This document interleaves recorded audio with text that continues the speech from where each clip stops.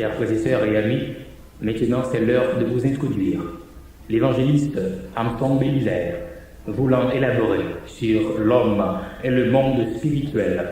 Prêtez l'oreille et bonne audition à tous.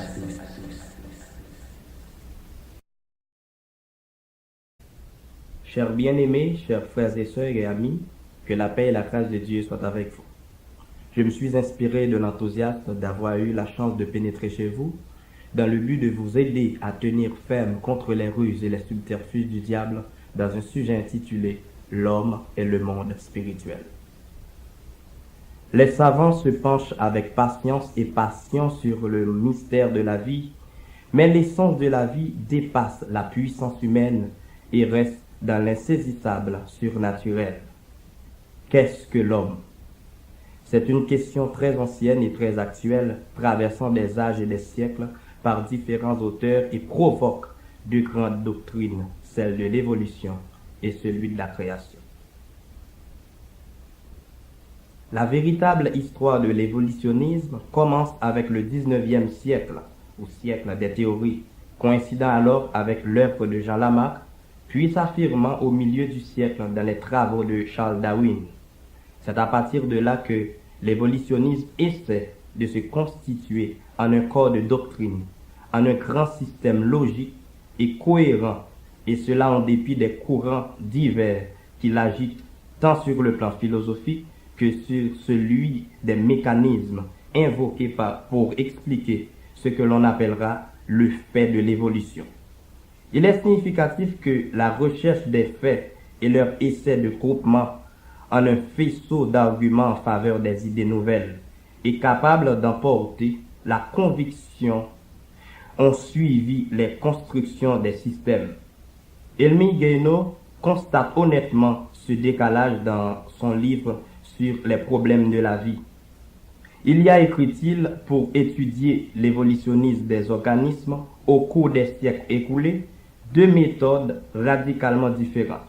On peut s'asseoir à son bureau et inventer, imaginer une théorie plus ou moins vraisemblable, grâce à laquelle on prétend découvrir les principes moteurs et directeurs de cette évolution. C'est en somme ce qu'ont fait Lamarck et Darwin et tous ceux qui ont cherché à perfectionner ou à modifier leur conception. D'autres naturalistes préfèrent observer et expérimenter. En 1859, Charles Darwin avait intentionnellement laissé de côté la question de l'origine de l'homme. Mais ses admirateurs et ses disciples étaient trop ardents dans leur enthousiasme et dans le zèle qu'ils déployaient dans la défense et la propagation des thèses de leur maître pour ne pas le dépasser et le dévancer sur ce terrain. C'est ainsi que Thomas Huxley en Angleterre, Ernst Haeckel en Allemagne, plus darwiniste que Darwin, étendirent à l'homme les conceptions développées dans l'origine des espèces. En 1863, Huxley écrivait dans Evidence as to Man's Place in Nature la question suprême pour l'humanité, le problème qui est à la base de tous les autres et qui nous intéresse plus profondément qu'aucun autre, est la détermination de la place que l'homme occupe dans la nature et de ses relations avec l'ensemble des choses. D'où sommes-nous sortis? Quelles sont les bornes de notre pouvoir sur la nature et celles de la nature sur nous? Quel est notre but et notre destinée? Voilà des questions qui se posent, qui se présentent incessamment d'elles-mêmes à tout homme qui naît à la vie mentale et qui lui offre un intérêt que rien ne saurait diminuer. En 1871, Charles Darwin se décidait enfin à rompre le silence qu'il avait jusque-là observé sur le problème particulièrement scabreux de l'origine de l'homme. Il le fit par la publication le 24 février 1871 d'un ouvrage intitulé « La descendance de l'homme et la sélection sexuelle ». Mais qui est l'homme? C'est la question qu'il faut se poser dès l'abord, celle que posaient le roi David, Job et autres. L'homme, depuis son existence à nos jours, se défile incessamment à l'écran de nombreux biologistes, zoologistes, voire des philosophes. Certains le définissent comme un roseau pensif, doué d'une intelligence inouïe. D'autres le considèrent comme un être issu de l'animal subissant des transformations adéquates. Toutes ces appellations semblent objecter un effet particulier, celui de jeter un faible regard sur son Créateur. Cependant, il est loisible de puiser à la source intarissable les vocables nécessaires pour déclarer qu'il est la créature spécialisée de Dieu, faite à son image et à sa ressemblance. D'où la philosophie de l'évolution est la folie des hommes en pensant, en posant des éternelles questions sans réponse. Mais la Bible porte la réponse à toutes les questions et la solution à tous nos problèmes. La première preuve que nous offre la Bible dans ses premières lignes et sa crédibilité de sa véracité vis-à-vis de la science se trouve dans cette majestueuse fresque tracée par Moïse de l'œuvre créatrice de Dieu en 3 volets successifs, complémentaires, indissociables. Le premier volet se rapportant à la création et à l'organisation du cosmos dans ses divers éléments. C'est-à-dire, selon Genèse 1er, le verset 1er, la Bible a dit, au commencement, Dieu créa les cieux et la terre. Sanreli, c'est le macrocosme, l'univers de la matière brute ou le tohu-bohu. Donc, première partie de la création mondiale, c'était la matière. Le deuxième volet concernant l'histoire géologique et biologique de la Terre, ordonnée chronologiquement, c'est-à-dire les 7 jours de la création. Dans Genèse, chapitre 1er à partir du verset 2, et arrivé juste dans chapitre 2 à partir du verset 3, que dit ça. Côté que nous dit c'est le biocosme, l'univers spécifique de la vie animale et la vie végétale. Dans le deuxième volet, il y a 2 parties qui sont dans la création, c'est la vie animale et la vie végétale. Donc ça veut dire bête et arbre. Nous dit ça c'est le biocosme, l'univers spécifique de la vie animale et la vie végétale. Le troisième volet relatif tout au premier début de l'humanité, au premier pas de l'homme sur la terre, avec le rappel des origines sans souci de chronologie. Et c'est l'anthropocosme, l'univers spécifique de l'homme. C'est à partir de là, dans la dernière série ou dernière partie de la création, Dieu dit créer l'homme. Même la Bible a dit dans Genèse, dans chapitre 2, le verset 7, l'Éternel Dieu forma l'homme de la poussière de la terre. Il souffla dans ses narines un souffle de vie et l'homme devint un être vivant. Donc, nous dit, mais c'est comme ça, création, l'homme dans le lieu, comme ça, bon Dieu, il façonner l'homme. Donc, ça montre nous encore, il y a une autre réalité qui gagne, et c'est ça, nous les 2 grandes doctrines qu'a fait Routli, c'est ça, nous les doctrines de la trichonomie de l'homme ou doctrine de la dichonomie de l'homme. Ça veut dire, il y a toute une série de tendances, et des gens qui disent que l'homme n'a gagne 2 parties, et il y a d'autres qui disent que l'homme n'a gagne 3 parties. Donc, nous dit, et courant de doctrine, ça sorti en pile sous des philosophes tels que Platon, qui a déclaré, il dit l'homme est un être d'économie, c'est-à-dire il y a l'âme et le corps. Plus tard, Aristote, lui dit que l'homme est un être économique.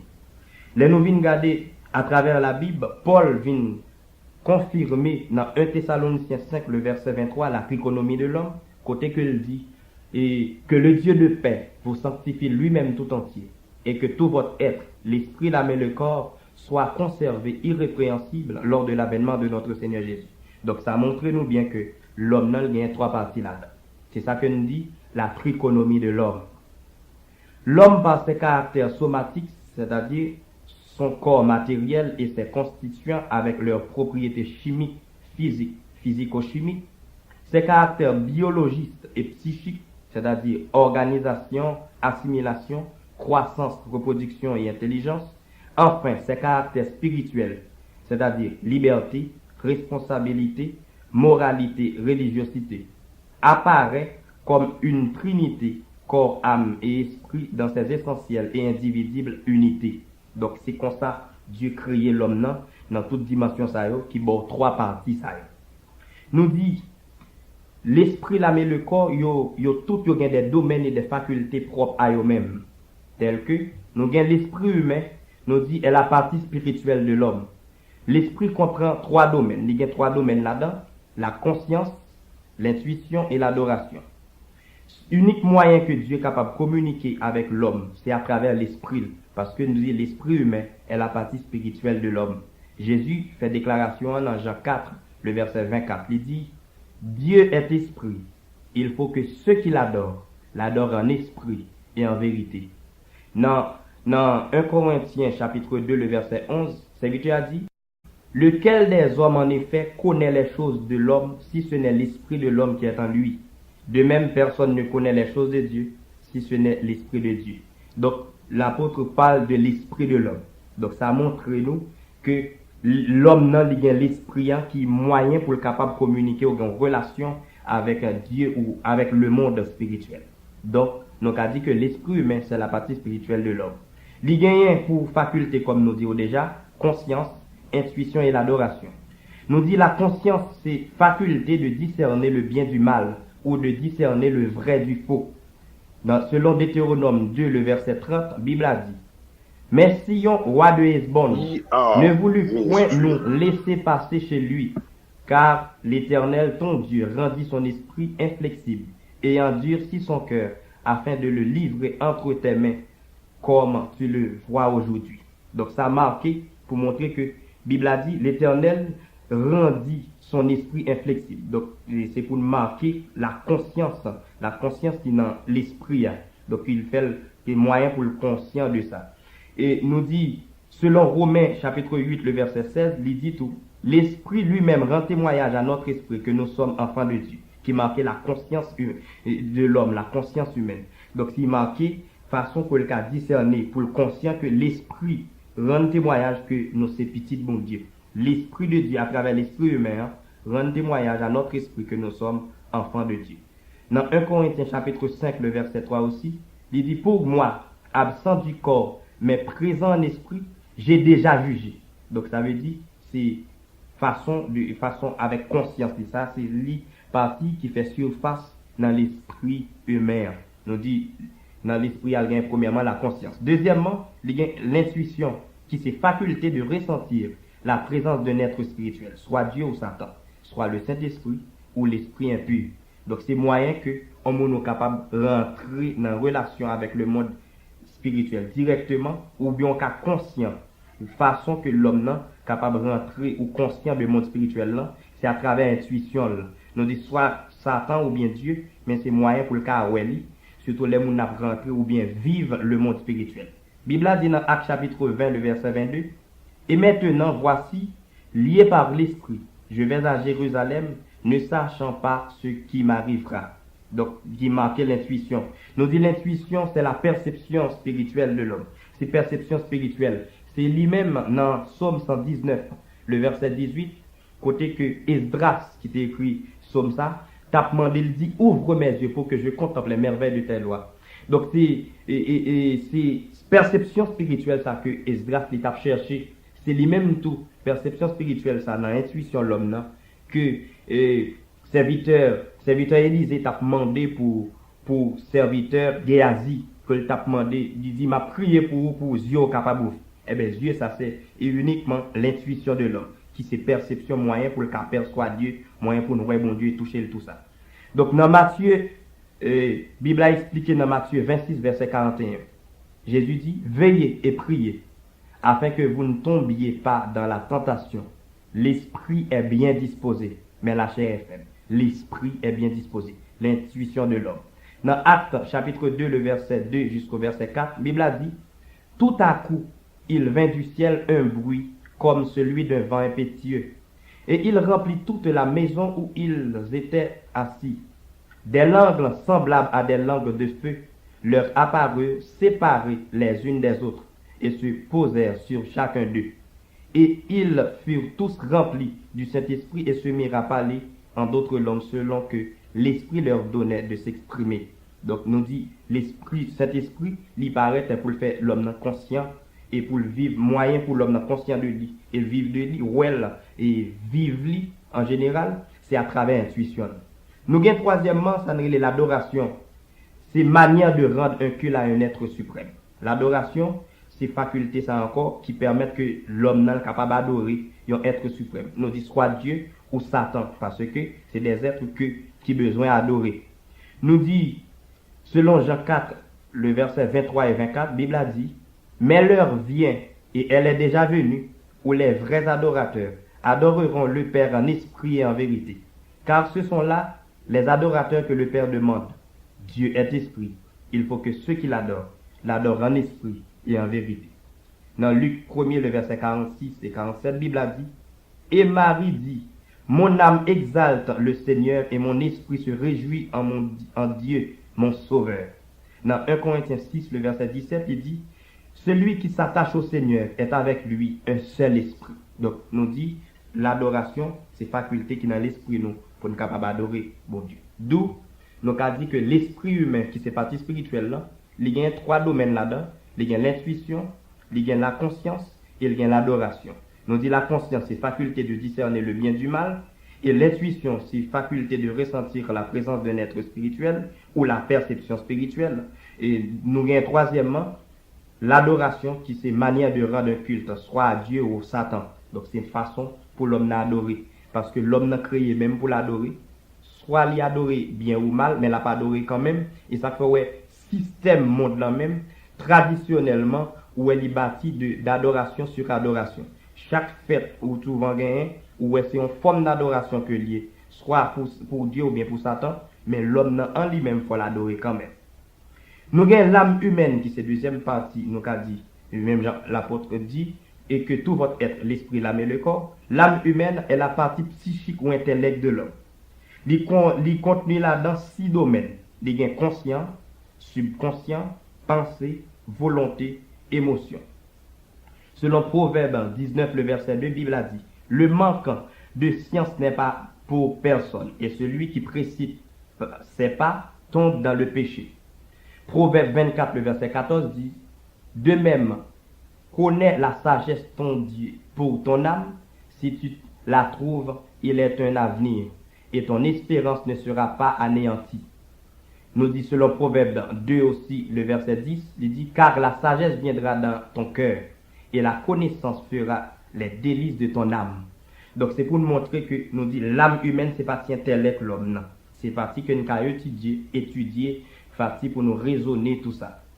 Bible, même Jean nous dit, les contenus de 6 domaines, il y a un conscient, premièrement, qui c'est perception sensorielle, conscient qui est différent de conscience, nous dit conscience qui c'est partie l'esprit, qui c'est façon que nous avons discerner le bien du mal, mais conscient, c'est perception sensorielle.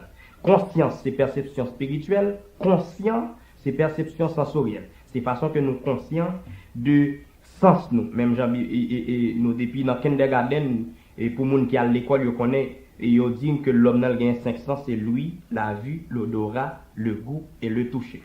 Nous gagnons deuxième partie que gagne dans deuxième faculté, c'est subconscient. Nous dit subconscient, c'est l'archive de la mémoire. C'est côté que et dossier dans mémoire yo classé. Nous dit subconscient, c'est l'archive de la mémoire. Donc nous connaissons effet subconscient. Ma bonne exemple, c'est souvent où qu'on a songé yon mot ou bien yon nom yon moun, yon ami quelconque et puis où qu'on arrive dans situation côté mémoire là ou bien subconscient par voyer dans mémoire là attend les volontés à passer mémoire l'autre pour le bon non intel me dit comment le relais quand même et donc ça c'est un des autres qui gagne entre le subconscient et la mémoire. Donc le subconscient par voyer par rapport à l'autre que je vois dans volonté à attend. Donc nous dit subconscient c'est l'archive de la mémoire.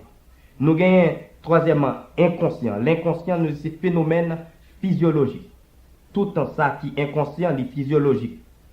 Et ça me dit par là, l'enda par exemple, yon garçon, moi-même son garçon mieux, m'ka conscient les que mal kayon coiffeur pour couper cheveux yo. Même pas jamais conscient de l'aile grandi.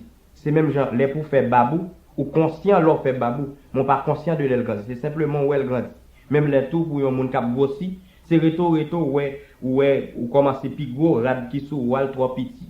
Donc soit les pour descendre aussi.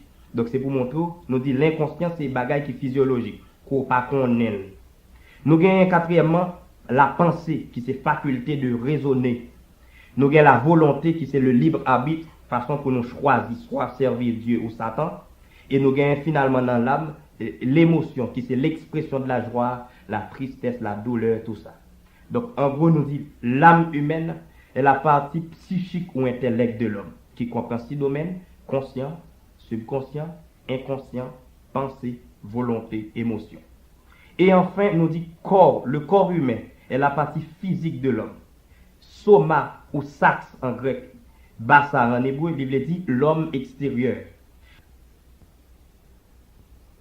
Chapitre 2, le verset 7, la Bible a dit: l'Éternel Dieu forma l'homme de la poussière de la terre. Par conséquent, nous dit que l'homme en a de la matière comprise de la terre. Parce que si la Bible a dit que l'homme n'a sorti de poussière terre là, donc ça prouve nous clairement que nous gagnons tout élément chimique qui contenu de terre là dans nous.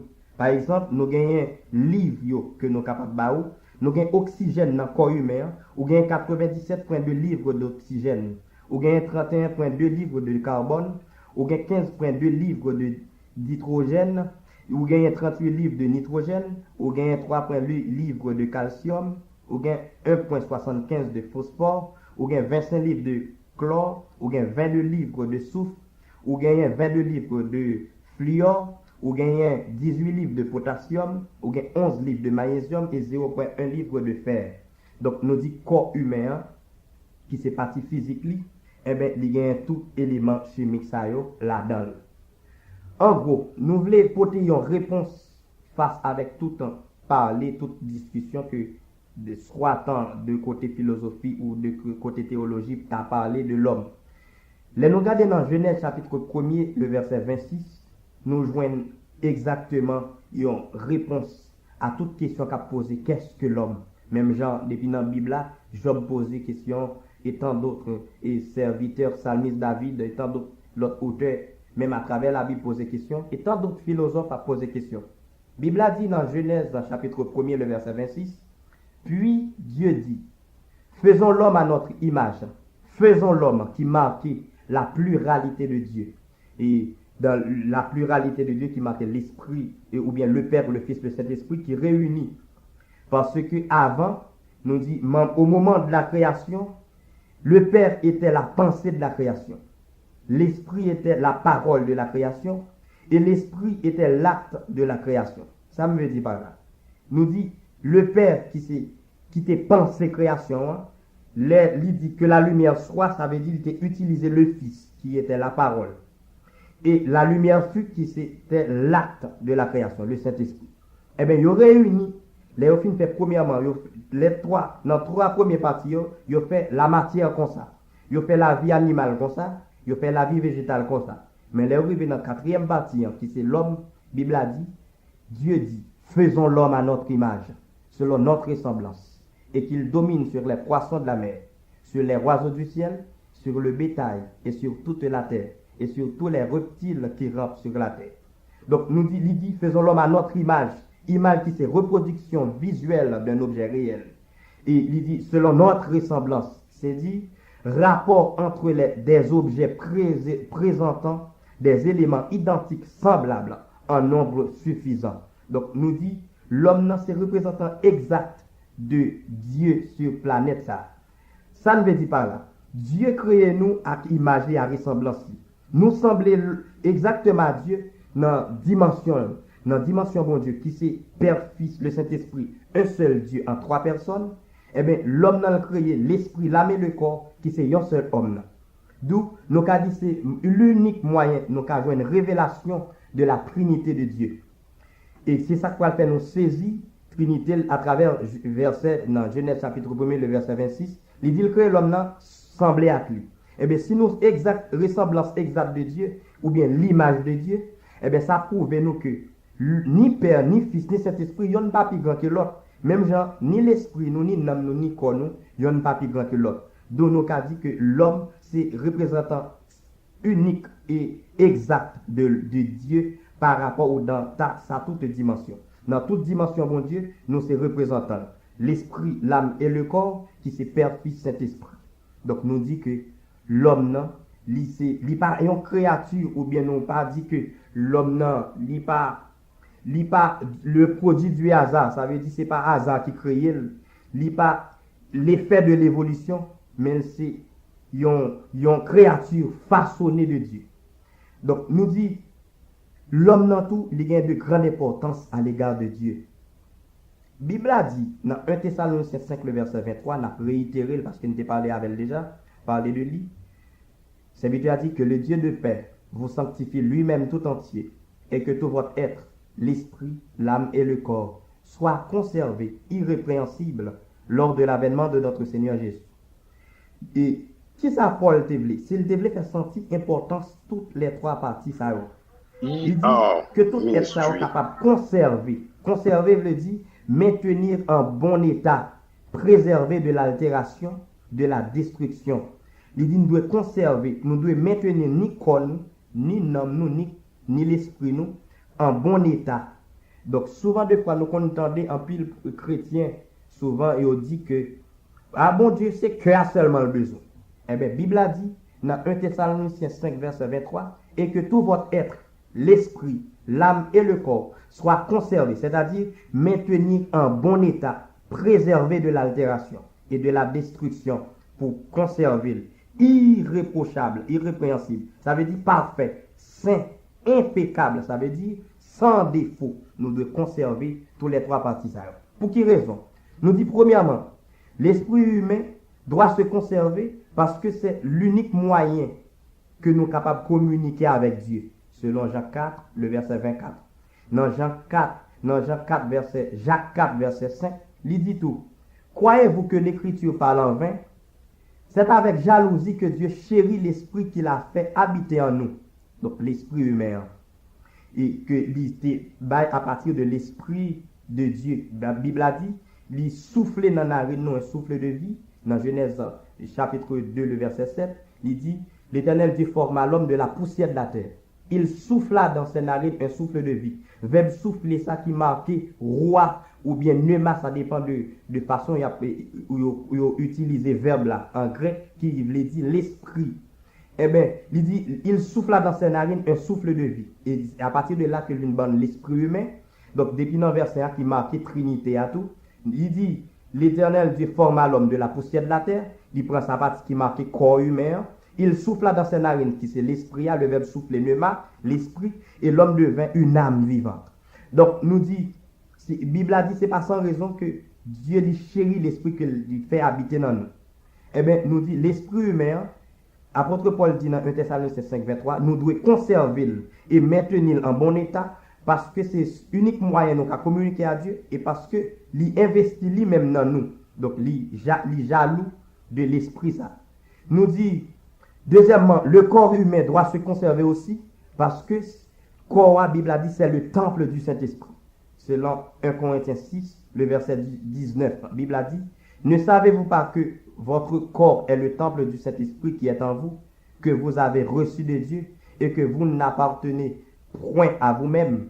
Donc, c'est pour montrer que le corps humain, c'est côté bon Dieu habité, il pas appartenu à nous. Eh bien, nous pas qu'à faire ça nous avec, nous pas qu'à comporter le genre nous pas qu'à livrer le genre à n'importe l'autre bagaille.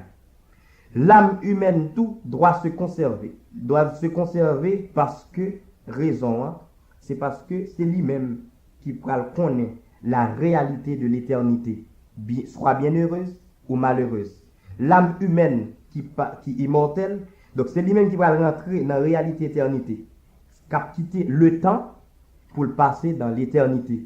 Nous dit le temps qui gagne là-dedans, des petites siestes, il gagne secondes, il gagne minutes, il gagne heures, il gagne jours, il gagne semaines, il gagne mois, années, tout ça, siècles. Eh bien, les nous fin quitter temps, eh bien, c'est l'âme humaine qui va connaître l'éternité ça. Bible a dit dans Ecclésiaste 12, le verset 9. Avant que la poussière retourne à la terre comme elle y était, et que l'esprit retourne à Dieu qui l'a donné. Avant que corps retourne dans la terre, poussière terre, corps, et côté il était sorti, il dit l'esprit la retourner à Dieu qui te baillé. Eh bien, ça veut dire, réalité, c'est l'homme qui va faire face à la réalité de l'éternité. Nous dit, soit bienheureuse ou malheureuse. Donc, ça dépend de façon côté comporté, ni corps, ni l'esprit, ni l'homme. Parce que réalité, c'est dans l'éternité que.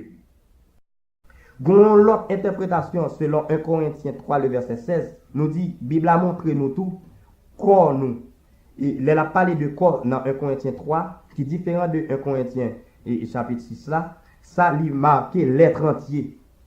Et souvent des fois, nous dit, en dans l'être là, il fait sentir. Et il y a un bagage qui est important dans l'esprit. Important, c'est encore que la Bible a à l'esprit humain, surtout pour les chrétiens. La Bible a dit, ne savez-vous pas que vous êtes le temple de Dieu et que l'esprit de Dieu habite en vous? Eh bien, nous dit l'apôtre Paul implique ici que le Saint-Esprit réside en nous comme Dieu résidait autrefois dans le temple. Comme même Jean était résidé autrefois, bien que nous dit temple là, qui était marqué. Bible a dit autrefois, temple là était trois parties. Il était le parvis, il était le lieu saint et le lieu très saint. Même Jean l'homme là il y a trois parties, et bien c'est comme ça à le considérer. Mais côté Dieu était chita, était résidé, c'est exactement dans le lieu très saint. Nous dit le parvis qui représentait quoi nous, le lieu saint il représentait l'âme humaine et le lieu très saint il représentait directement l'esprit nous. Eh bien, nous dit, l'esprit nous encore, il exactement marqué le lieu très saint. Parce que en dans le lieu très saint, il y a trois bagailles là-dedans. Il y a trois bagailles qui marquent trois domaines que l'esprit nous gagne là-dedans. Il y a l'intuition, la communion, la conscience. Eh bien, nous dit, premièrement, la première chose que nous trouvons dans l'âge, c'est la loi de Dieu, qui apprend aux Israélites ce qu'ils ont à faire. Ainsi, par la loi, Dieu se révélait dans sa personne et dans sa volonté. À travers la loi de Dieu, il te montré mes caractères, mes volontés, mais qui ça peut faire. Eh bien, nous disons, c'est même bagarre là tout que Dieu le fait connaître à travers volonté, nous, à l'intuition du croyant chrétien, à travers l'intuition, il le fait sentir. Et ça fait serviteur à dire dans Romains 8, 16 là. L'esprit rend témoignage à notre esprit que nous sommes enfants de Dieu. Donc ça veut dire, c'est le premier bagage qui marquait, qui typifiait la loi de Dieu dans le lieu très saint. Nous gagnons, deuxièmement, nous marquer encore, parce que la Bible a expliqué tout. Souvent, dans Galates chapitre 5, il dit, marchez selon l'esprit et vous n'accomplirez pas les désirs de la chair, qui marquait la loi de Dieu. Deuxièmement, nous dit, il était aspergé de sang. Et c'est côté tout qui te manifesté gloire mon Dieu. C'est côté pour te représenter la gloire de Dieu. Eh bien, c'est exactement ça qui fait. De même, nous dit tout le monde qui est racheté, tout chrétien qui est racheté par le sang de Jésus, eh bien, l'esprit le vivifié à travers le sang de Jésus, eh bien, c'est comme ça tout, il est capable de communier à Dieu, il est capable d'adorer mon Dieu. Eh bien, l'adoration, c'est exactement moyen, nous dit, côté que partie propice et du rôle du propitiatoire de Dieu, il communique aujourd'hui avec nous à travers l'esprit. La Bible a dit, Dieu est esprit, il faut que ceux qui l'adorent en esprit en vérité.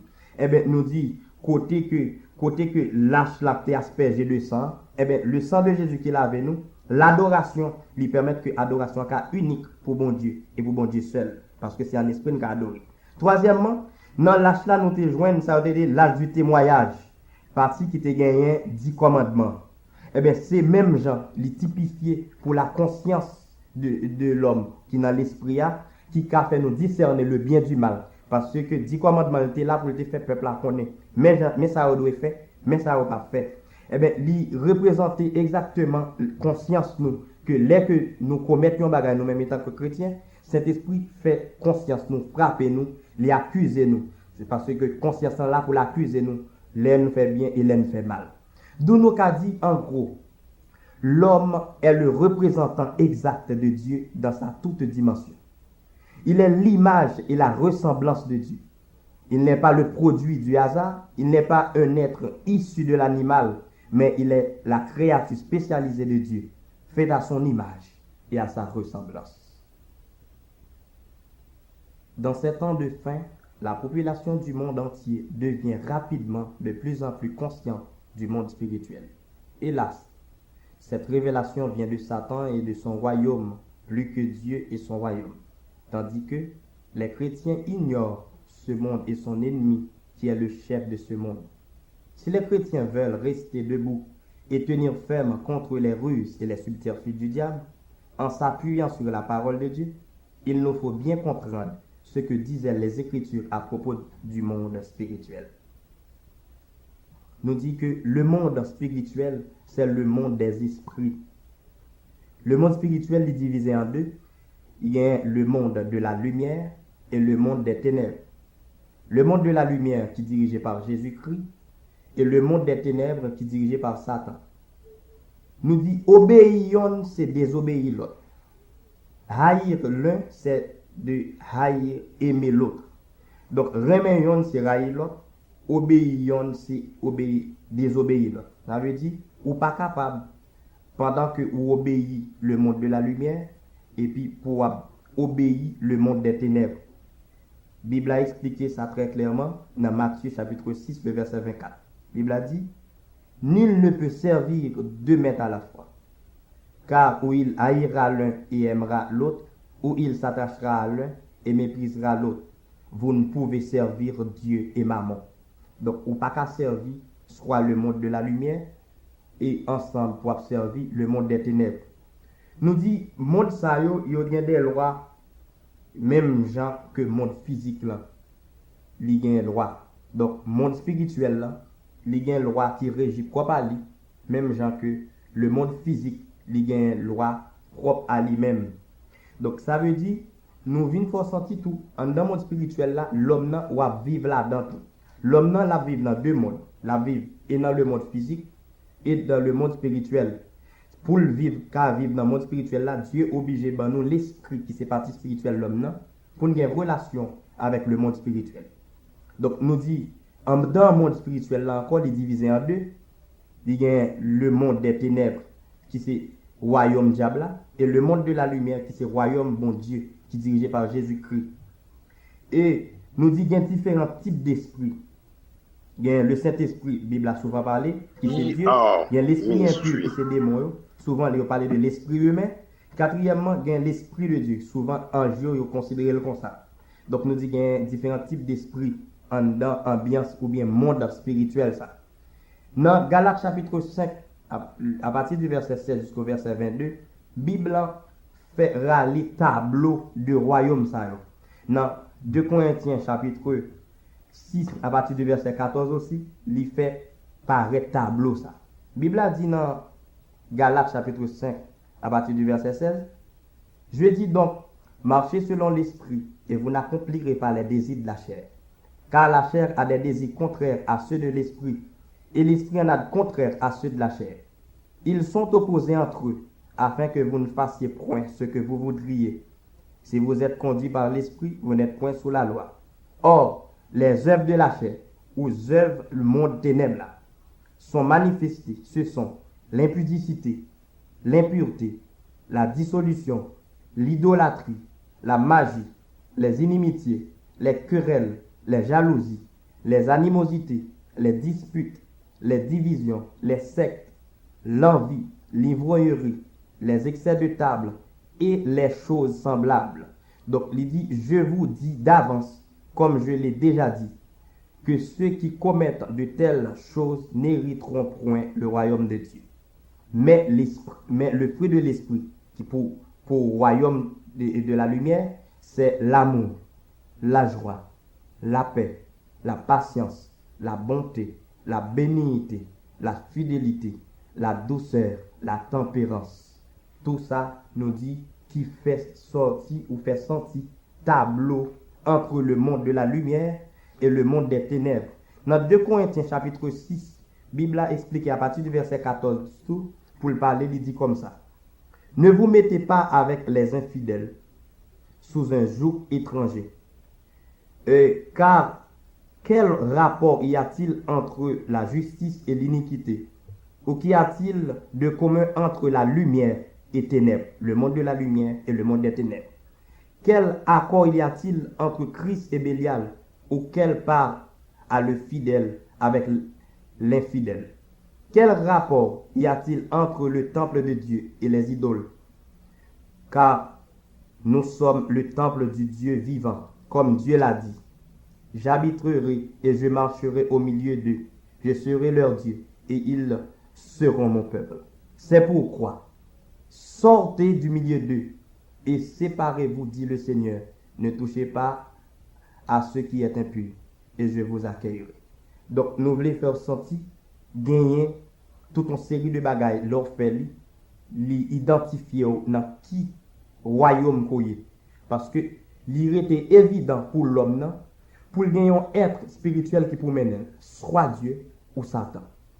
Donc Bible a montré dans Galates 5 mais qui caractéristique si moun c'est ça que la pratiquer dans nous te montré eh ben il y a un royaume de la chair ou royaume des ténèbres. Eh ben si li c'est parti ça tout la fait soit l'amour la joie la paix c'est ça que le produit si c'est fou ça que le produit eh ben li dans royaume lumière quand même nous devons produire un fruit soit pour royaume ténèbres ou pour royaume lumière. Eh ben dans monde ténèbres là il y a trois catégories de péchés qui bail droit légal avec démons soit pour posséder yon moun soit pour infecter ou pour influencer. Nous dit il y a trois catégories de péchés qui bail droit légal avec démons capables de posséder.